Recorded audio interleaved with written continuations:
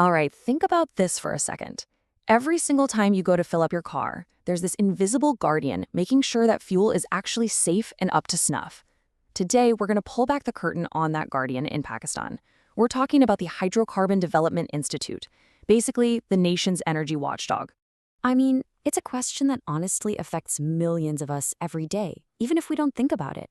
Who's the one giving the final okay before all that imported petrol gets into the system? Or who checks that the CNG cylinder in a rickshaw is actually safe? Well, it turns out the answer to all of that, it comes down to just one organization. And that organization is the Hydrocarbon Development Institute of Pakistan, or as you'll hear me call it, HDIP. Look, since 1975, these guys have been the scientific backbone of the country's whole energy sector. You can think of them as part national lab, part super strict quality control, and part top-level technical advisor, all rolled into one. But, an institution like HDIP doesn't just appear out of nowhere. Its origin story is actually forged in a pretty intense moment of global crisis. A time when, frankly, energy independence wasn't just a goal, it was a matter of national survival. So what happened was, back in the 1970s, the whole world got hit by these massive oil shocks. And for Pakistan, that was a huge wake-up call. The country realized, hey, we can't just keep relying on foreign experts to manage our own energy. It became crystal clear they needed their own team of scientists and engineers. And just like that, the idea for a national R&D institute was born. So HDIP gets founded in 75, right? And it doesn't take long for them to make a huge mark. By the 1980s, they were already pioneering the use of CNG as a fuel. And trust me, we'll get back to that because it was revolutionary. Then, fast forward to 2006, Parliament gives them official autonomy, which was a big deal for cementing their independent role. And now, today, they're the ones leading the charge to get the country's fuel standards up to the cleaner Euro V levels.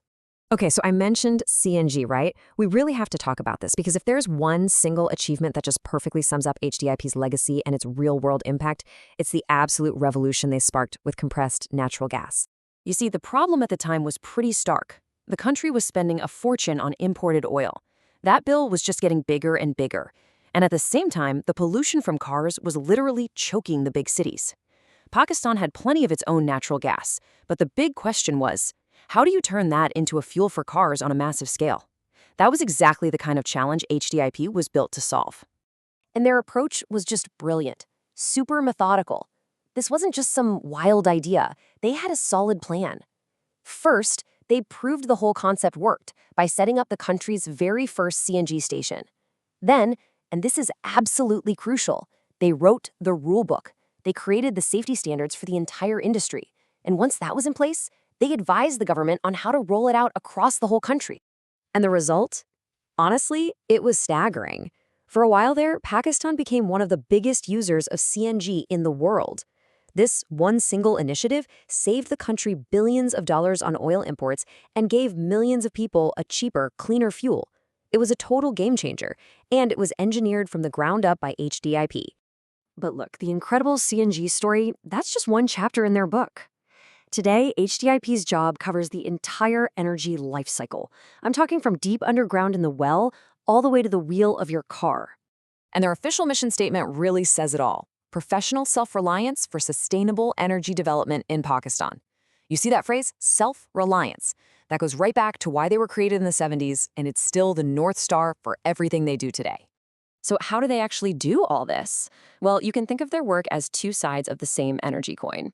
On one side, you've got Upstream. This is all about the hunt for new energy. They're doing geological studies, analyzing rock samples, basically creating treasure maps for companies to find new oil and gas. Then you flip the coin, and you have Downstream. This is everything that happens after the energy is found. This is the quality control, the testing of fuels, making sure the final product that gets to you is pure and safe. And man, a day in the life of this watchdog is all over the place. You could have one team down at a port in Karachi, literally taking samples from a giant oil tanker that just arrived. At the very same time, another team could be in Lahore inspecting a CNG station to make sure it's safe. Meanwhile, back in a lab in Islamabad, they might be testing jet fuel for the Air Force or analyzing ancient rock samples.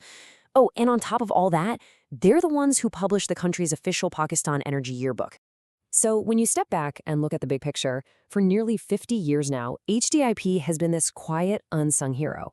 the scientific foundation holding up Pakistan's entire energy framework. And who makes all this happen? It's the people.